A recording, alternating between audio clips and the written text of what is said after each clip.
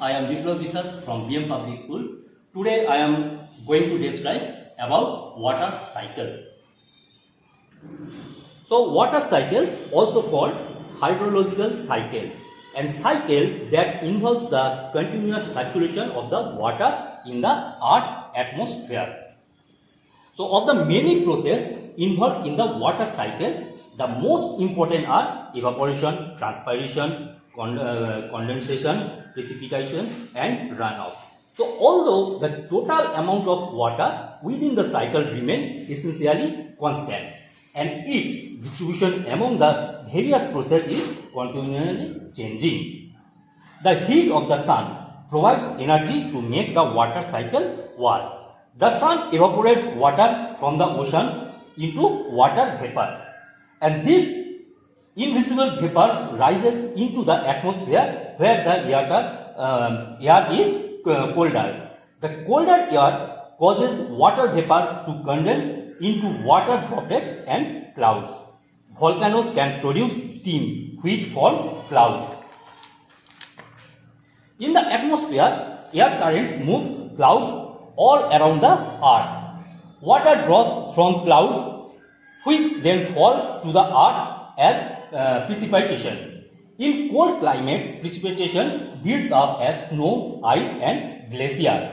Snow can melt and becoming runoff which flow into the river, the ocean and in the ground. So some ice evaporates directly into the air, skipping the multi-phase. Rainfall of land falls down hills as runoff, providing water to lakes, rivers and the ocean. Some rain soaks into the ground as unfiltration and it deep enough become groundwater. So water moves underground because of gravity and pressure. Groundwater close to the land surface is taken up by plant.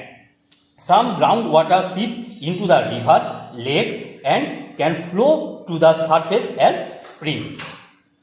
So plants take up groundwater and evaporates it from their leaves. So some groundwater goes very deep into the ground and stay there for a long time. So groundwater flow in the oceans, keeping the water cycle. So these are the stage of water cycle. Thank you. God bless you. Everyone, I am Biplab Biswas from BM Public School. So today I am going to show you air occupies space. So do you know air occupies space? Sometimes it is very difficult for us to believe that air occupies space. So in my experiment, I will show you how air occupies space. So in my experiment, I have taken one glass, the glass is empty, and one dry cloth and water. So what I will do, I will put the dry cloth into the glass.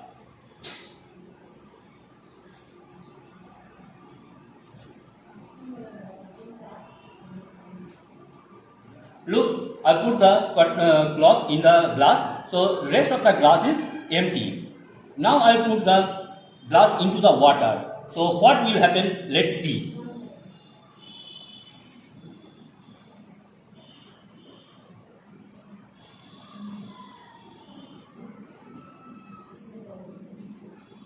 Now I am going to take out the glass. Let's see what is happening.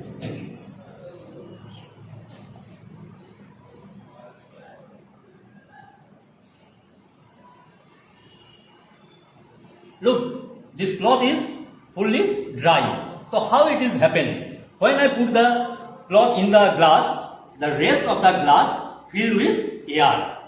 So we can say air occupies space. So this is proof air occupies space. Thank you. Everyone, I am Biplab Biswas, a teacher of BM Public School, and today I am going to describe parts of computer and its function. Start. So we can see some parts of a computer, and now I am going to describe function of each parts.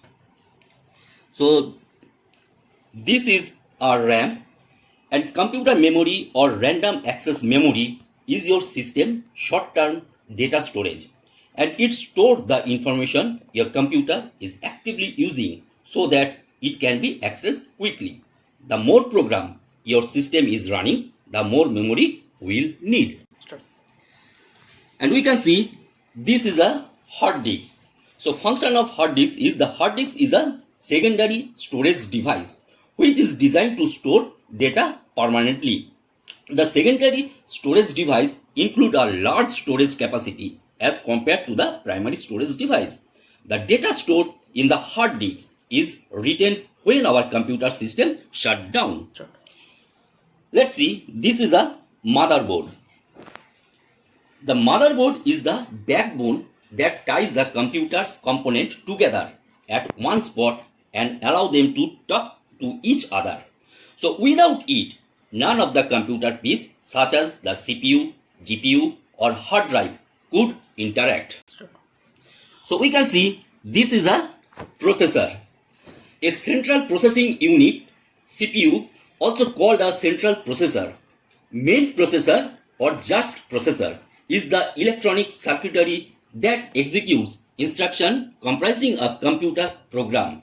The CPU performs basic arithmetic, logic, controlling and input or output operations specified by the instruction in the program. Here we can see SMPS. SMPS stands for Switched Mode Power Supply. So SMPN can be understood as an electronic circuit converting power with switching device that turn on and off at high frequencies. They are also storage component like inductors or capacitors that supply power when the switching is at its non-conduction state. Here we can see a keyboard. A computer keyboard is an input device used to enter characters and function into the computer system by pressing button or keys. So it is the primary device used to enter text. A keyboard typically contains keys for individual letters, numbers and special characters as key for specific functions. This is a cooler. A CPU cooler is device designed to draw heat away from the system CPU and other component in the enclosure. So using a CPU cooler to lower CPU temperature improves efficiency and stability of the system. Here we can see mouse. A mouse is a handheld hardware input device that controls the cursor in a GUI and can move the select text, icons, files and folders. So for desktop computers, the mouse is placed on a flat surface such as mousepad or table and placed in front of your computer. This is ODD. ODD stands for optical disk drive. So an ODD in a computer system allows you to use CDs, DVDs and Blu-ray discs to listen to music or watch a movie. So most drives also allow you to write data to a disk. So you can create your own music, CDs and videos or even create a backup copy of your important data files. So here we can see a pen drive. Pen drive acts as permanent storage drives that interface with the computer through a USB or firewire port. And these pen drives store information for any of the same uses and internal hard drive. And this is UPS. UPS is a device that allows a computer to keep running for at least one short time when the primary power source is lost. And UPS device also provide protection from power surge. A UPS contains a battery that kicks in when the device senses a loss of power from the primary source. So these were all the parts of a computer. Thank you. Have a good day. Everyone, I am Viplav Desai, teacher of BM Public School. Today I am going to describe air pressure. हम लोग जानते हैं हवा का एक दबाव है, उसके बारे में हम लोग आज देखेंगे. So I have taken one bottle, empty bottle, and I put a pipe into the bottle and water. So bottle is empty. I'll put water into the bottle.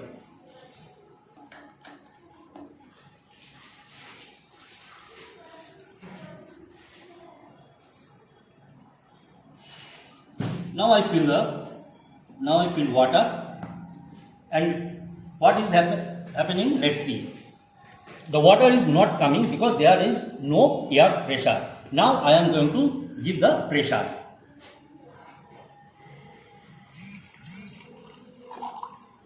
So you have seen the water is coming out because when I give pressure into the bottle, so by pressure the water is coming out. So once more we can see.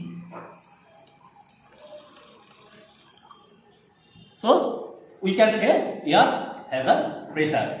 So hope you all understand. Thank you. Have a good day. Hello everyone. I am Biplab Biswas, teacher of BM Public School. Today I am going to describe about life cycle of butterfly. The first stage is the egg.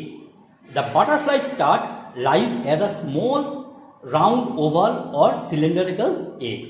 The egg shape depends on the type of butterfly that laid the egg. The second stage, the larva or caterpillar. When the egg finally hatch, the caterpillar emerges and start feeding on the leaves in which it was present. And the third stage is pupa. As soon as caterpillar is done growing and they have reached their full length weight, they found themselves into a pupa from the outside of the pupa. And it looks as if the caterpillar may just be resting, but the inside is where all the action is. Inside the pupa, the caterpillar is rapidly changing. And the fourth stage is adult butterfly. Finally, when the caterpillar has done all of its forming and changing inside the pupa, the adult butterfly start emerging. As soon as the butterfly has rested after coming out of the pupa, it will pump blood into the wings in order to get them working and flapping, then they get to fly. So this is the different stage life cycle of butterfly. God bless you. Thank you.